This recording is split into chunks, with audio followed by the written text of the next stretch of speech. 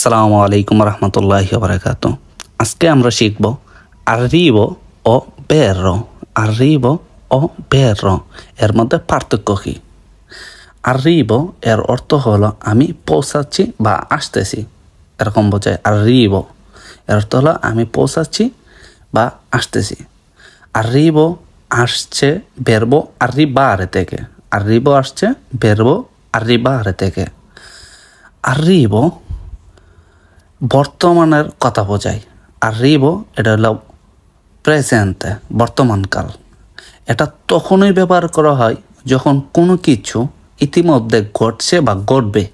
ইতিমধ্যে মানে বর্তমানকালে। যেমন এটা বর্তমানকালে ব্যবহার হয় এবং বোঝায় যে এখন বা খুব তাড়াতাড়ি কোথাও পৌঁছাচ্ছে বা আসতেছে, এরকম একটা জিনিস বোঝায়। যেরকম রেস্টুরেন্টে কাজ করে কামিরিয়ারি একটা ক্লিয়েন্টে ডাক দিলে তখন বলে arrivo subito, তার মানে কি বোঝায়? আমি তাড়াতাড়ি আসতেছি।